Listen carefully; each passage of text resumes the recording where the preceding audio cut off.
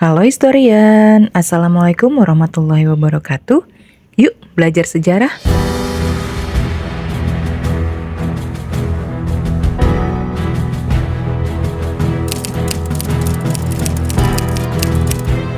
Di Indonesia ada 3 organisasi Islam terbesar.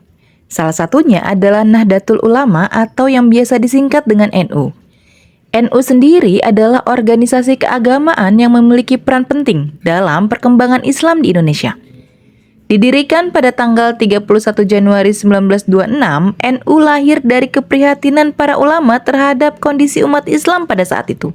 NU juga memiliki peran yang cukup penting dalam perjuangan memperoleh kemerdekaan Indonesia. Banyak ulama NU yang ikut andil dalam perjuangan tersebut, seperti Kiai Haji Hashim Asy'ari, Kiai Haji Zainul Arifin, Kiai Haji Abdul Wahid Hashim, Kiai Haji Zainal Mustafa, Kiai Haji Idam Khalid, Kiai Haji Abdul Wahab Hasbullah, dan masih banyak lagi ulama NU yang berjuang melawan penjajah. Tahukah historian apa yang melatar belakangi pendiriannya? Siapa saja tokoh-tokoh penting yang terlibat? Sampai tujuan dan prinsip-prinsip yang menjadi landasan organisasi ini? Yuk simak videonya sampai selesai. Tapi sebelum itu, buat yang belum subscribe, jangan lupa subscribe dan share video ini ke teman-teman kalian. Tepat pada tanggal 31 Januari 1926, Nahdlatul Ulama atau yang akrab disebut NU didirikan di Surabaya oleh beberapa ulama terkemuka saat itu. Di antaranya Kiai Haji Hashim Asy'ari dari Pesantren Tebu Ireng, Jombang, Kiai Haji Abdul Wahab Hasbullah dari Pesantren Tambak Beras, Jombang, dan Kiai Haji Bisri Sansuri dari Pesantren Denanyar, Jombang. Sebelum NU berdiri, Kiai Haji Wahab Hasbullah pernah mendirikan organisasi pergerakan Nahdlatul Wathon atau Kebangkitan Tanah Air pada tahun 1916. Beliau juga mendirikan Nahdlatul Tujar atau Kebangkitan Saudagar pada tahun 1918. Dan di tahun yang sama juga beliau mendirikan kelompok diskusi Tashwirul Afkar atau Kawah Candra di Muka Pemikiran yang juga disebut sebagai Nahdlatul Fikr atau Kebangkitan Pemikiran. Lalu pada tahun 1924, Kiai Haji Abdul Wahab Hasbullah menggagas untuk mendirikan Jam'iyah. Gagasan ini disampaikan langsung kepada Kiai Haji Hashim Asy'ari. Ide itu muncul karena kekecewaan Kiai Haji Wahab Hasbullah. Ketika itu terjadi perubahan politik di Hijaz yang memiliki pengaruh kuat dalam meningkatkan persaingan antara kelompok reformis dan tradisionalis di Indonesia. Konflik semakin menguat ketika pemerintah Saudi mengundang perwakilan umat Islam Indonesia untuk menghadiri Kongres Khilafah. Sayangnya, dari semua yang diundang itu tidak ada perwakilan dari kelompok tradisionalis dalam delegasi Indonesia. Gagasan tentang pendirian Komite Hijaz Jam'iyah disampaikan langsung kepada Kiai Haji Hashim Asy'ari. Kiai Haji Abdul Wahab Hasbullah merasa perlu untuk meminta izin kepada Kiai Haji Hashim Asy'ari yang dianggapnya sebagai bapak umat Islam Indonesia. Kiai Haji Hashim Asy'ari kemudian melakukan sholat istikharah untuk meminta petunjuk kepada Allah Subhanahu wa Ta'ala.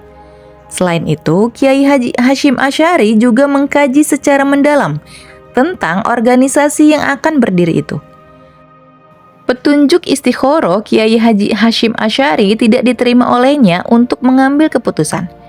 Tapi petunjuk itu justru diterima oleh Kiai Haji Khalil Bangkalan yang merupakan guru dari Kiai Haji Hashim Asy'ari dan Kiai Haji Abdul Wahab Hasbullah. Pada saat itu, para kiai mendiskusikan nama organisasi yang akan digunakan. Dari hasil diskusi tersebut diputuskanlah usulan nama Nuhudlul Ulama yang berarti kebangkitan ulama. Namun, Kiai Haji Mas Alwi Abdul Aziz mengusulkan nama Nahdlatul Ulama. Alasannya adalah karena penggunaan kata Nahdlatul yang berarti kebangkitan sudah terangkai sejak lama. Hal ini menjelaskan bahwa Nahdlatul Ulama bukanlah hasil yang tiba-tiba, mengingat ulama Aswaja memiliki sanad keilmuan dan perjuangan yang sama dengan ulama-ulama sebelumnya. Hal inilah yang kemudian membuat organisasi NU sebagai kelanjutan dari komunitas dan organisasi-organisasi yang telah berdiri sebelumnya, dengan cakupan dan segmen yang lebih luas. Sesuai namanya, berdirinya NU menandai kebangkitan para ulama dengan menguatnya jaringan tradisional pimpinan pesantren. Pada waktu itu, proses kebangkitan tersebut berlangsung di tengah menguatnya persaingan dengan kelompok reformis, khususnya Muhammadiyah yang berdiri pada tahun 1912 dan berakar pada perubahan politik keagamaan di Tanah Suci, menyusul berkuasanya rezim Ibnu Saud yang beraliran Wahabi. Maka, selain mengkritik dominasi reformis pada Komite Khilafat, para ulama pesantren juga menyerukan pesan kepada Ibnu Saud agar praktik keagamaan tradisional dipertahankan. Hal ini karena salah satu kebijakan yang diambil dinasti Saudi adalah melarang berbagai tradisi keagamaan seperti tasawuf, tarekat, dan ziarah kubur yang ketika itu berkembang di Mekah, termasuk menghancurkan Maulidah Sayyidah Fatimah dan menutup Dar Kaizuran. NU memiliki pengaruh yang sangat besar di kalangan kiai dan ulama di Jawa bagian timur, Jawa bagian barat, dan masyarakat umum. Ini bisa dilihat dalam Statuta Nahdlatul Ulama yang dirumuskan pada tahun 1927.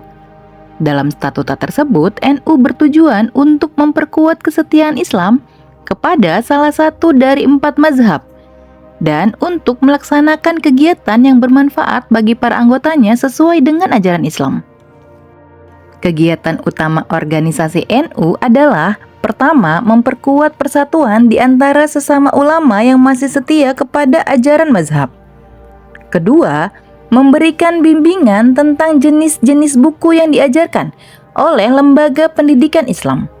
Ketiga, penyebarluasan ajaran Islam atas permintaan 4 mazhab. 4. Meningkatkan jumlah madrasah dan organisasi. 5. Mendukung pembangunan masjid, langgar, dan pesantren. Dan yang terakhir adalah membantu anak yatim dan fakir miskin. Dari tujuan ini bisa disimpulkan bahwa NU memberikan perhatian khusus pada bidang-bidang yang berkaitan pada kegiatan ekonomi, seperti kehidupan pemilik tanah dan para pedagang. Selain itu, NU juga menekankan pentingnya menjaga dan menghormati kekayaan budaya Nusantara. Semua ini terinspirasi dari Wali Songo yang berhasil menghubungkan bidang agama Islam dengan wilayah budaya. Dalam praktiknya, NU berwajah familiar atau mudah, sebagaimana diakui oleh seluruh masyarakat. Dengan berdirinya NU, kaum tradisionalis mempunyai organisasi sendiri yang dikelola secara modern. NU mempersatukan para ulama di Jawa Tengah dan Jawa Timur. Melalui NU juga berbagai aspirasi dan kepentingan para ulama dibahas dengan cara yang terkoordinasi. Sebagai upaya memperluas jaringan, NU membuka diri kepada masyarakat muslim di luar Pulau Jawa. Pada tahun 1930, sebuah cabang NU didirikan di Kalimantan dan membawa lembaga ulama setempat, yaitu Hidayatul Islamiyah. Lembaga ini bergabung dengan NU pada tahun 1936. Dalam Kongres Malang tahun 1937, NU telah memiliki 71 cabang dan terus berkembang sampai 120 cabang di tahun 1942. NU kemudian terjun dalam kegiatan politik. Bersama berbagai ormas Islam di Indonesia, pada tahun 1937 NU bergabung dalam MIAI atau Majelis Islam A'la Indonesia dan berganti nama menjadi Masyumi atau Majelis Syuro Muslimin Indonesia ketika Jepang datang ke Indonesia. NU terus terlibat dalam kegiatan Masyumi setelah kemerdekaan ketika lembaga ini berubah menjadi partai politik.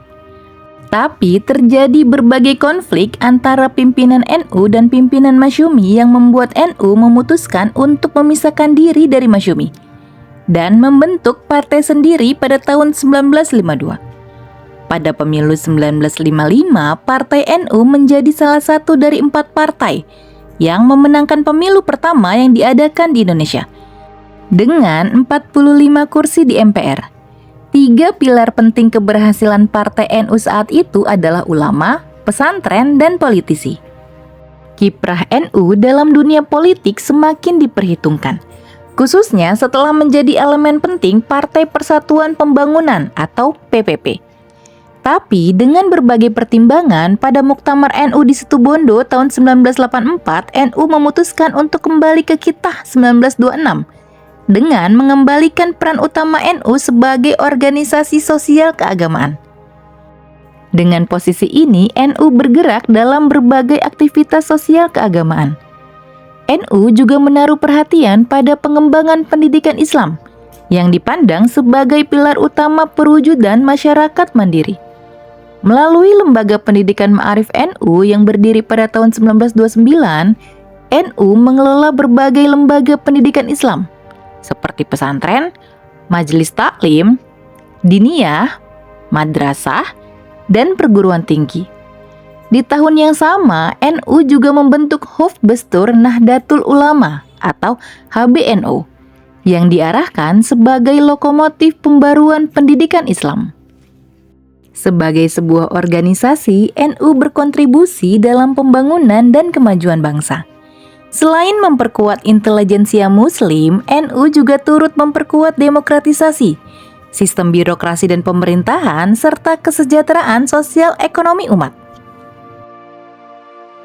Itu tadi sekilas tentang sejarah lahirnya NU di Indonesia.